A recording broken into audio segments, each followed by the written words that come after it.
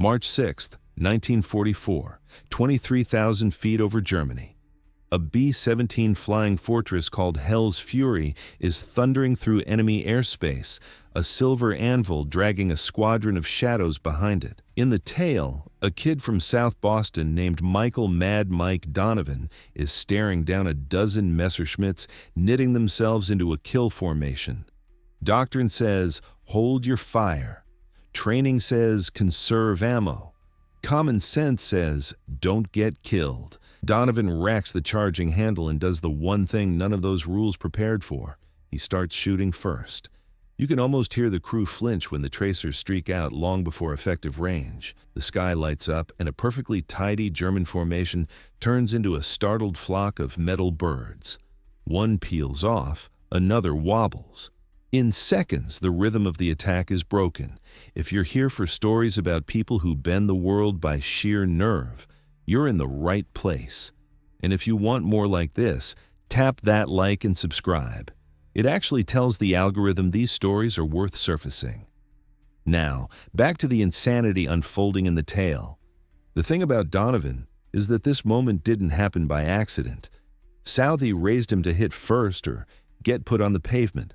His father hauled cargo on the docks, his brother threw golden gloves punches, and Mike learned the hard math of street survival early. Waiting gets you hurt, action keeps you breathing. When the war came, the Air Forces wanted him with a wrench.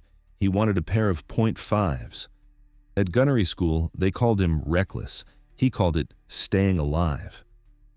Dead gunners don't shoot back, he told an instructor. It wasn't bravado, it was policy. He graduated near the top not because his grouping was pretty, but because he could acquire, decide, and fire faster than anyone in the room. By the time he reached the 391st Bomb Group in Framlingham, England, Hell's Fury already carried rumors like extra fuel, a cursed tail position, a gunner who'd asked for transfer after too many close calls. The pilot, Captain James Whitmore, gave Donovan the stats. The tail had the worst casualty rate on the aircraft. More than a third never finished their tour. Donovan did the math out loud and shrugged. Then I've got 62% odds. Who says that?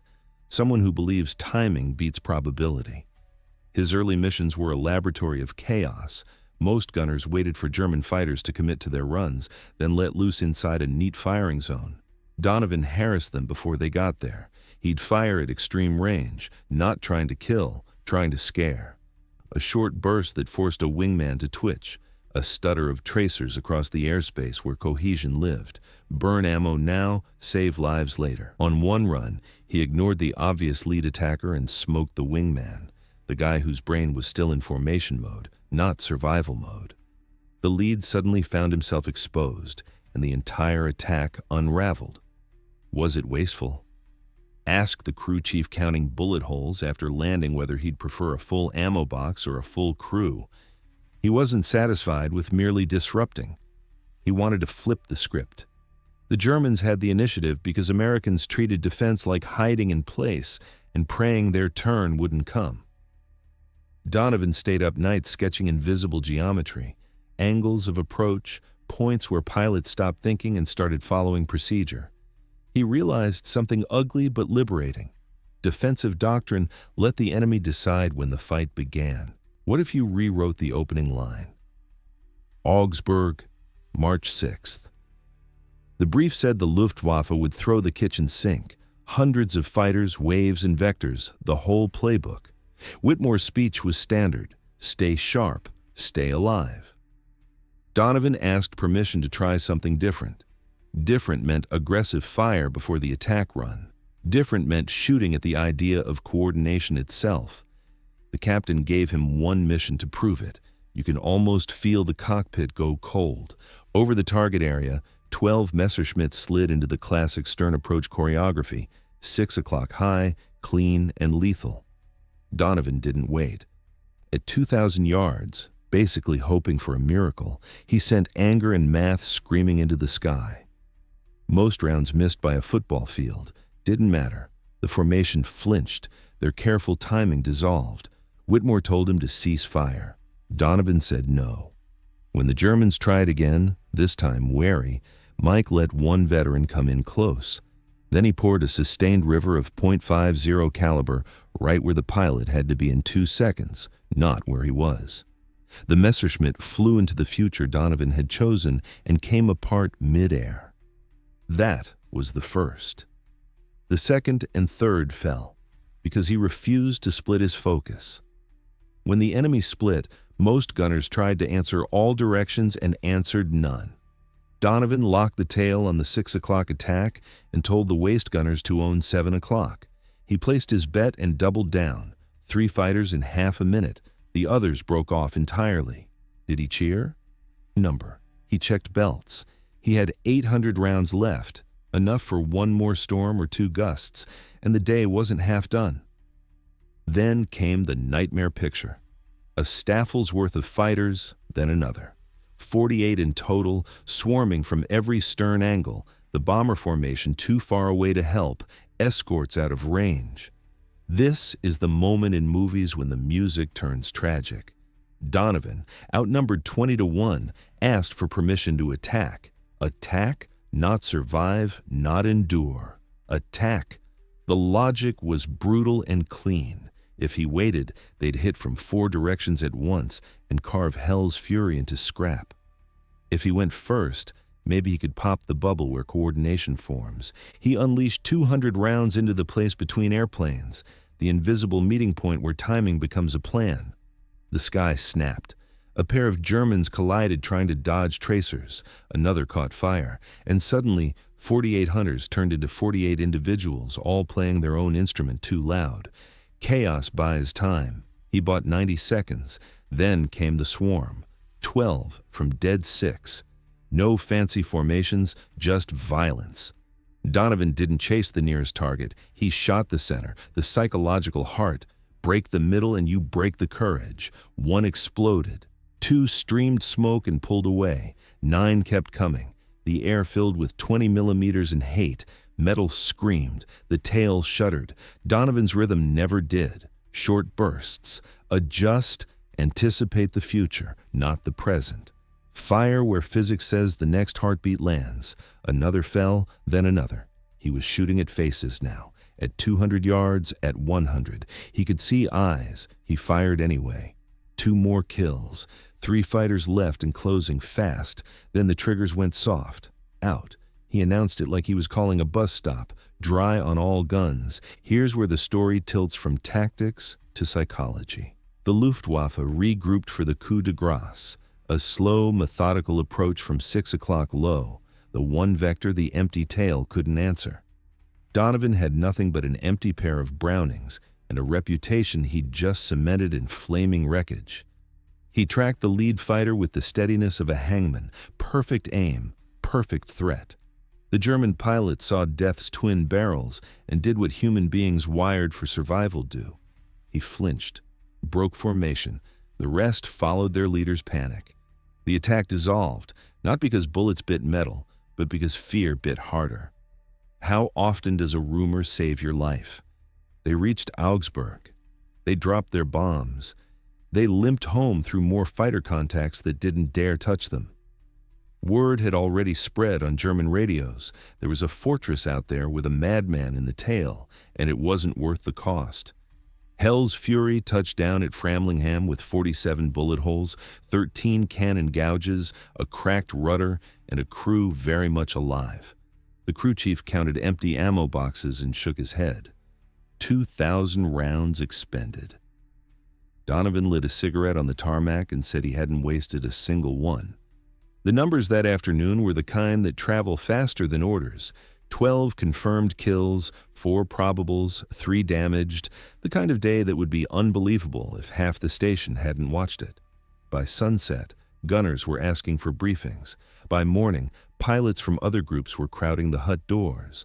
By evening, a general was in the barracks asking one simple question: "Can you teach this?" Donovan didn't pitch magic. He laid out principles like they were carpentry rules from the dockyards. Seize the initiative. Attack during their formation phase. Don't let them decide when the fight begins. Use psychology as a weapon. Your first burst doesn't have to kill. It has to make them doubt. Focus fire on the most dangerous sector and trust the rest of the crew to do their jobs.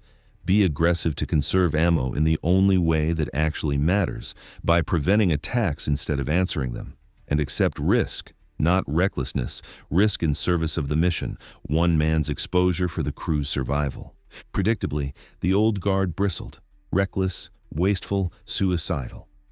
But the ledger didn't lie. As the doctrine spread, casualty rates dropped, attack completion rates dropped, German coordination started cracking before it ever hardened. And something deeper shifted. Reputation flipped its polarity. Once, American gunners dreaded the sight of a Messerschmitt lining up in the mirror. Now, German pilots started to avoid fortresses that opened up at long range and walked tracers through the air like a warning. Aggression became a deterrent. Imagine being so fearsome with a defensive weapon that the enemy's manual basically says, "Don't." Donovan spent the rest of the war in classrooms and on ranges, not cockpits. He trained 300 tail gunners in a few months, choosing men who could turn fear into forward motion. Not everyone made it. Plenty of smart, brave gunners couldn't unlearn the instinct to hunker down and wait for certainty. The ones who did made the doctrine their own. Some, like a sergeant named Thomas Bailey, stacked up double-digit kills in a handful of missions. Others, like Robert Chen, turned deterrence into personal armor, flying 20-plus sorties without serious damage to their gun stations, because enemies broke off before they ever committed. The beauty of the approach is how simple it sounds and how radical it feels in the moment. Think about the mental leap it demands. Every cell in your body screams, "Protect yourself." The doctrine says, "Make them protect themselves." Every diagram says, "Cover all angles." The doctrine says, "Pick the most dangerous one and obliterate it." Every instructor says, "Wait for effective range." The doctrine says, "Make the range effective by stealing their confidence." On paper, that's easy. In a tail turret with cannon shells stitching your airplane, it's a test of whether you can act through fear faster than the enemy can. It worked. Mission after mission, as crews rotated and tactics hardened, the numbers carved a truth nobody could ignore. Bomber losses fell.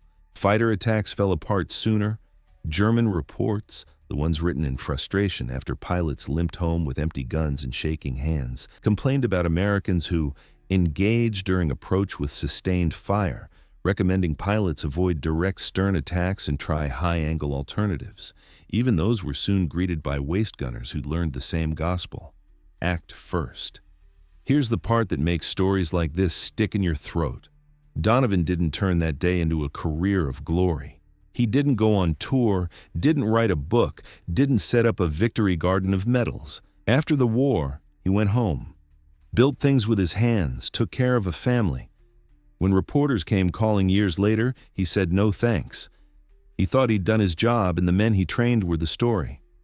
In a way, he was right. But there's another truth. Without the person who says, "We've been playing this wrong," and backs it up with action on the worst day imaginable, those men don't get their chance. So what exactly changed on March 6th? Not just a tactic, not just a kill count, a mindset.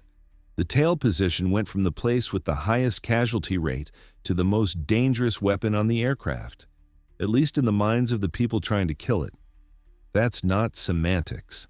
That turns an entire enemy doctrine on its head. It's the difference between bracing for impact and creating it for someone else. If you're wondering how one man can change something as vast as aerial combat, this is how. He treats rules as inputs, not laws. He sees that the supposed economy of conserving ammo is fake if it lets the enemy reach perfect firing conditions. He gambles early to avoid gambling late, and he understands that in combat, as in negotiations, business, life, the first mover has power out of proportion to his size, so long as he can make the other side flinch. Ever had a moment where you were supposed to wait and you knew waiting would make it worse? That feeling scaled up to 400 knots. There's a haunting epilogue to all of it. Donovan died decades later, quietly, with a short obituary line about a silver cross and a note that he'd developed new tactics. No honor guard, no fanfare. But the men who lived because formations broke at the first flash of tracers? They gathered in a South Boston bar and told stories. They toasted not the 12 confirmed that day, but the thousands of lives saved because someone decided fear wasn't a commandment. It was a cue. If this story hit you, share it with the one friend who loves hearing about the moment a human being rewrites the rules. Drop a comment with where you're watching from and which part made your jaw drop. The empty gun's bluff, the 48 fighter meltdown, or the first insane burst at 2,000 yards. And if you're into fast-paced, true stories told like a movie, make sure you're subscribed so you don't miss the next one. It helps keep these memories alive in the one place they can keep working: our heads.